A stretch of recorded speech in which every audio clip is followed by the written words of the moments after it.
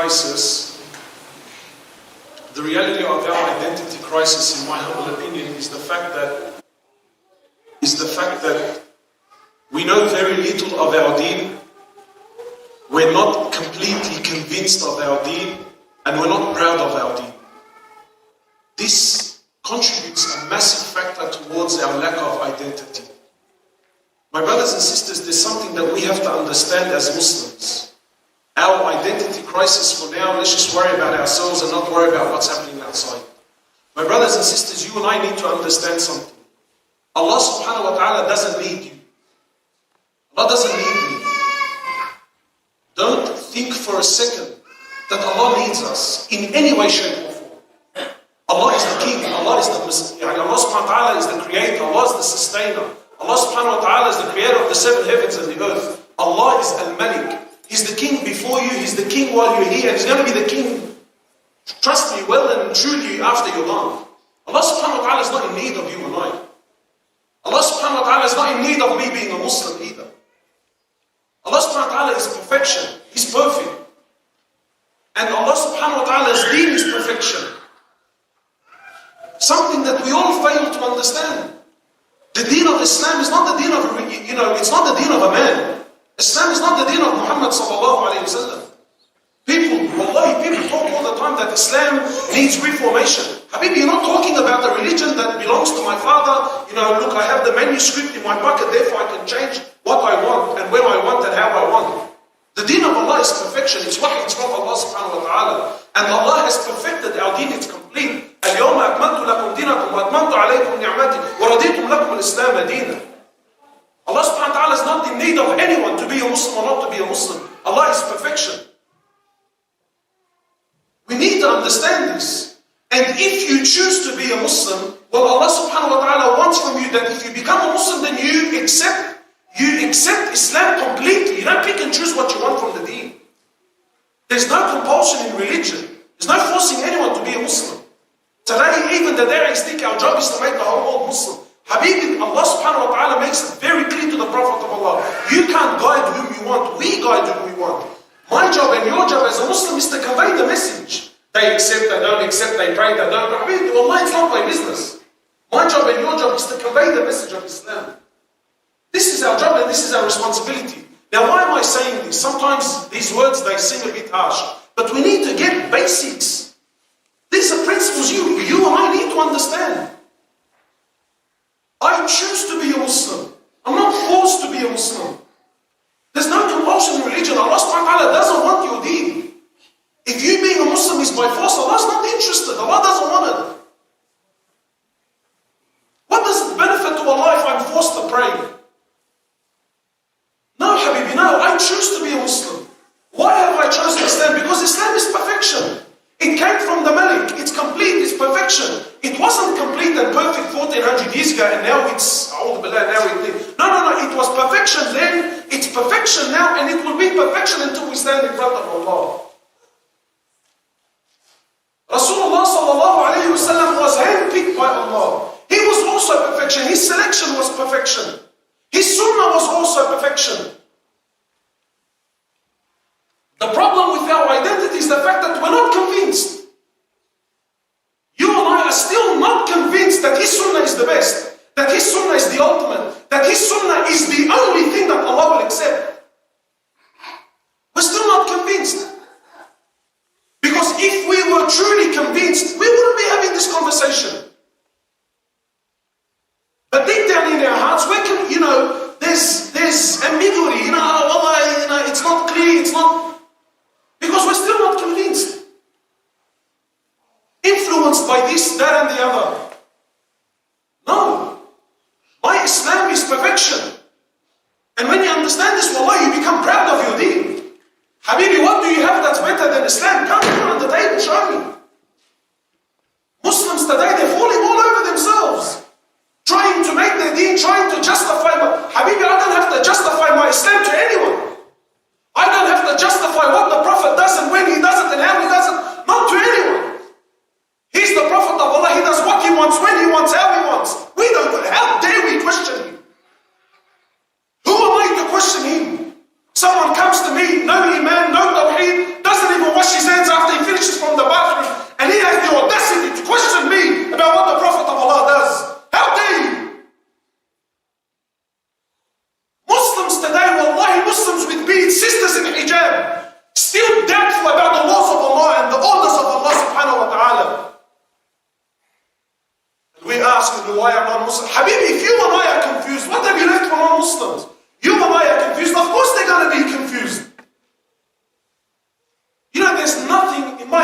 opinion, there's nothing that non-Muslims love more than someone who stands up for principles, for people that stand up for what they believe in. But we don't.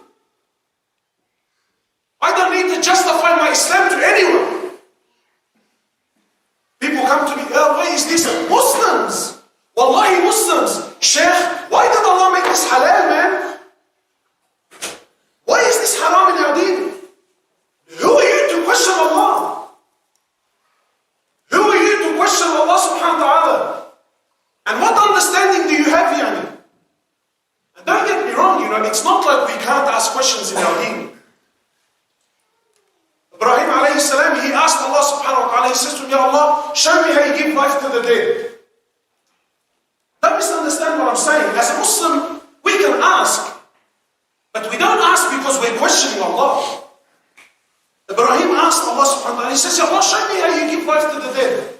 Look, Allah teaching us. So Allah subhanahu wa ta'ala says to Ibrahim, oh Ibrahim, don't you believe?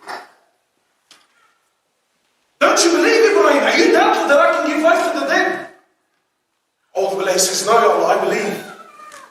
But to strengthen my heart, Ya Allah, I want to see, to strengthen my iman. If that's the case, Ibrahim, then we will show you.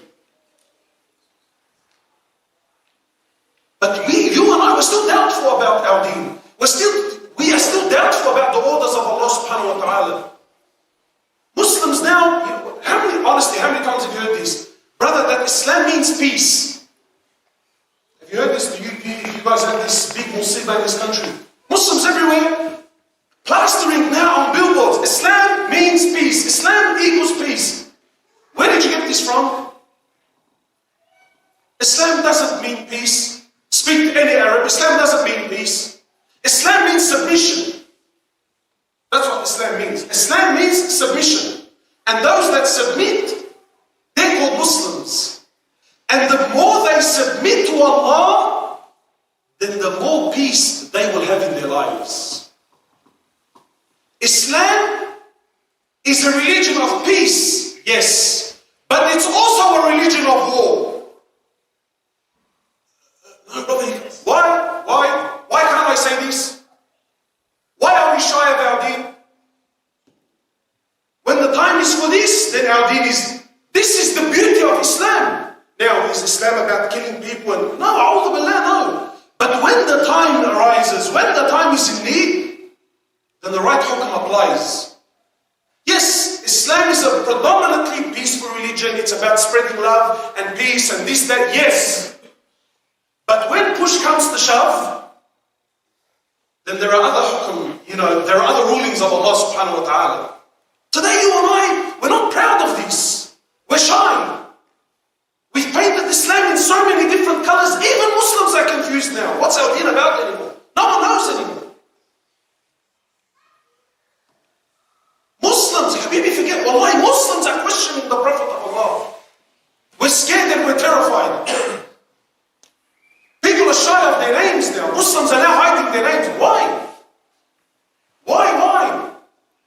What name do they have that's better than ours, yani? Tell me.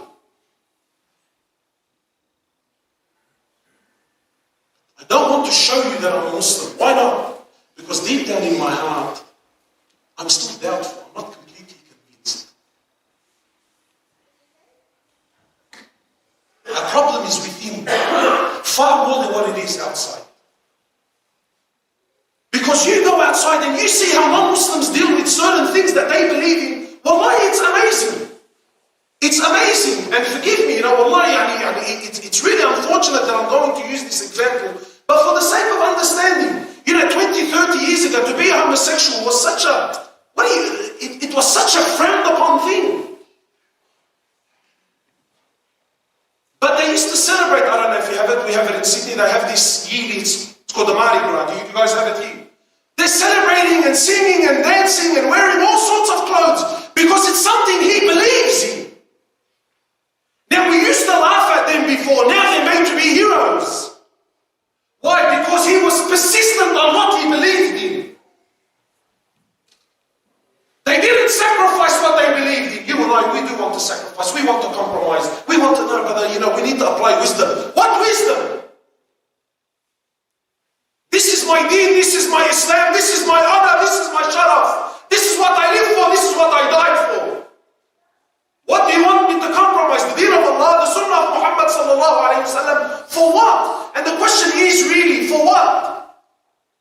I would rather die on my feet, establishing the deen of Allah, than to live on my knees. We're not proud of our deen. We're not proud of our Prophet. We're not proud of his sunnah.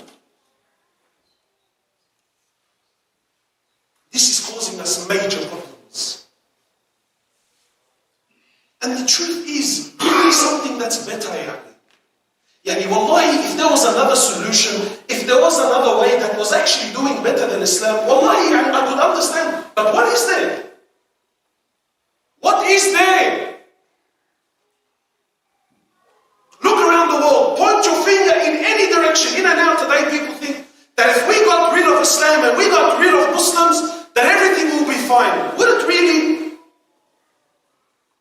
Give me a country where depression is not on the rise, anxiety is not on the rise, sexual abuse towards children is not on the rise, suicide is not on the rise.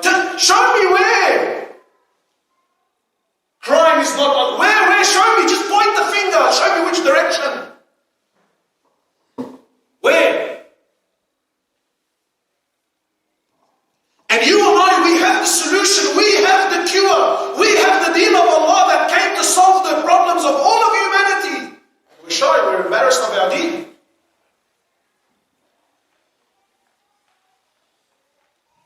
What do you live for? We want to, like Muslims are shy.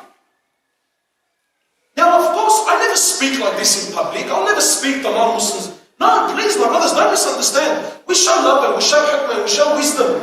Because that's also the sunnah, that's also this is also from the identity of Rasulullah sallallahu alaihi wasallam. But we need to put things in perspective.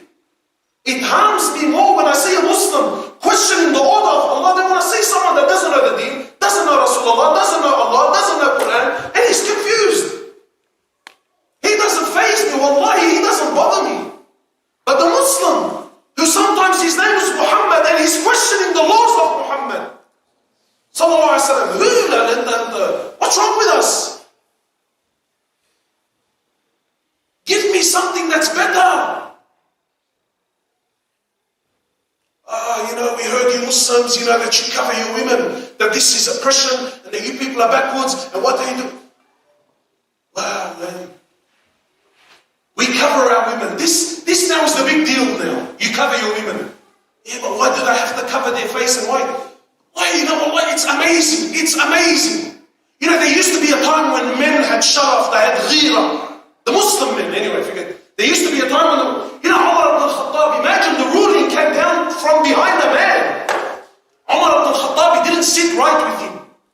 That how can the wives of Rasulullah sallallahu alaihi wasallam, the mothers of the believers, the women who were made haram permanently on the ummah anyway, he didn't sit right with him.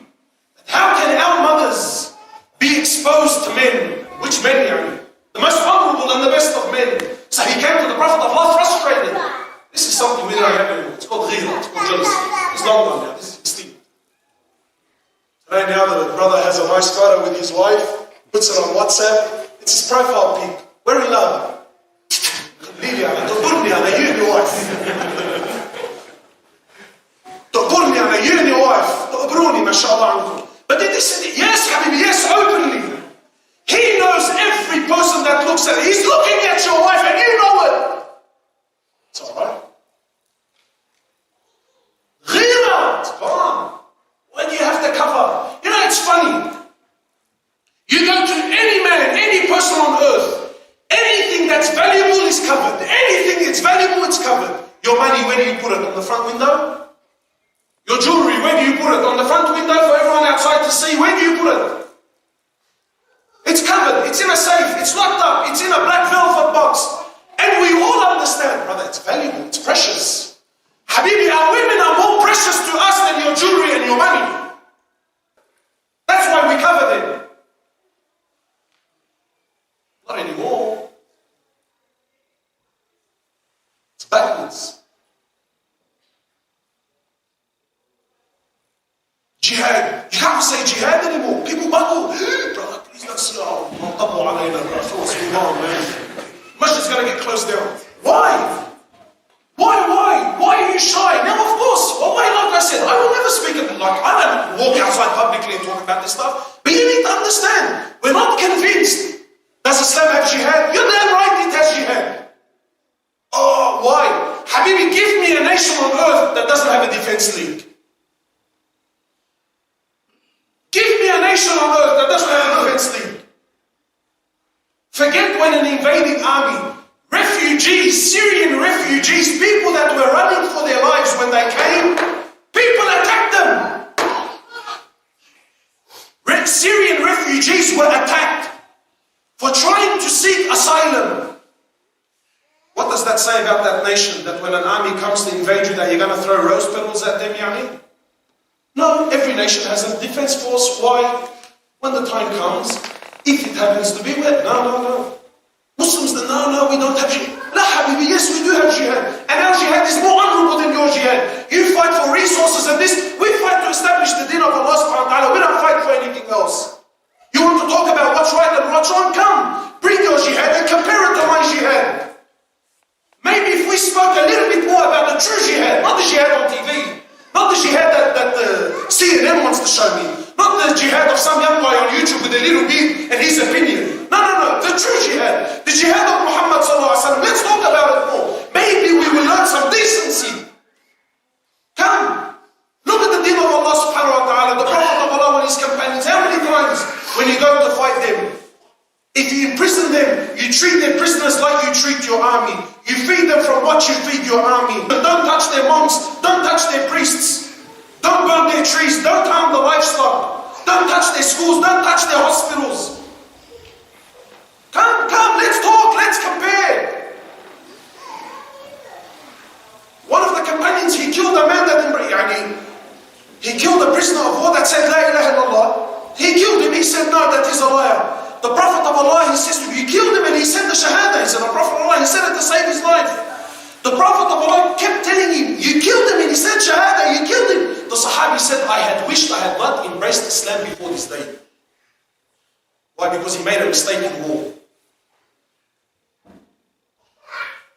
They walked in, you see, with a suit and tie. They walked into Iraq many years ago. They raped the nation. They brought it down to the ground. Wallahi, if Iraq was to all gather today to try to restore itself, it would take 100 years to get back on its feet. They wiped the nation down to the ground, convincing us that there was weapons of mass destruction. After 10 years, what did they turn around and say? Well, we thought they were there, but we were wrong. Forgive us. And then they walked away. We don't have a problem with that, but do we? That's all right. We have a problem with the jihad of Rasulullah sallallahu alaihi wasallam. Anyway, wallahi, my brothers, I can talk all day long. We need to understand, if you and I are not convinced of the deen of Allah subhanahu wa ta'ala, Habibi, what have you left for others? We ourselves, we need to be convinced. Your child will believe whatever you believe. Your child will believe whatever you believe. If I myself am not convinced he's the greatest, I myself am not convinced his sunnah is the ultimate, what is my son going to do? So I myself, first of all, need to be trained. I myself, I need to know his seerah. I need to know his life. I first need to be proud. Then you share this with your child. Like my sister, you know what I do sometimes with my children? Is sometimes just before they go to bed, we sit down and we read stories. Right? And I go the extra mile. Whenever I speak of Rasulullah, I speak with enthusiasm. I speak with awe. I speak with wow. Because he's deserving of it. My children, they're like, whoa, who is this man? So you instill this love in their hearts. And the reality is, bro, who better than Rasulullah? Who? Just tell me who. Just in any aspect. The way he loved, the way he forgave, the way he taught, the way he came, the way he went, the way he... Everything about him is in awe. So when you speak about him, so for my, for the sisters and especially for the fathers, we need to share this. The reality is, even most of us, let's be honest, what do you know of your Prophet? Wallahi, some brothers, if I was to tell you what's his surname, who knows his surname? What's his family name? Sorry, he's Mohamed what? Wallahi, my brothers, forgive me, most of us don't know.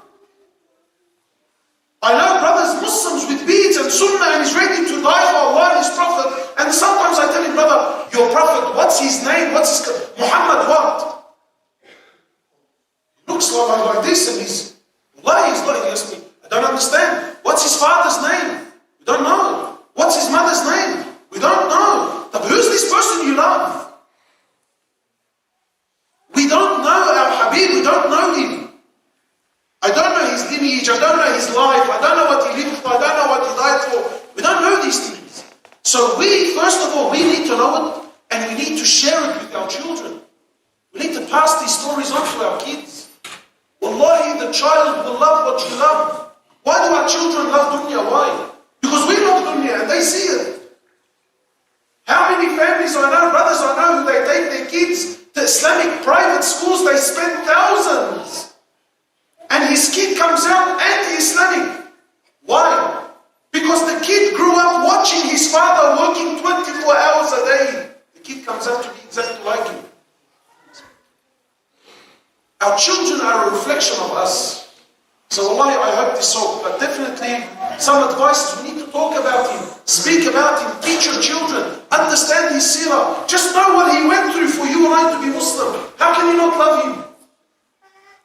You know, people now, maybe you and I don't know, but in the face of Michael Jackson, when Michael Jackson was at his peak, how many young children were wearing the leather jacket? How many young children had that hairstyle? How many young children? And everyone understood. Nobody questioned them. Why are you wearing the leather jacket? We know. The man's in love with Michael Jackson. We know he's in love. We copied his dance move, the way he walked, even the way he talked. We understood. It was justified. The man's in love. Let him be. Who better than Rasulullah to love and to imitate and to copy sallallahu alaihi wasallam? The deen of Allah is perfection.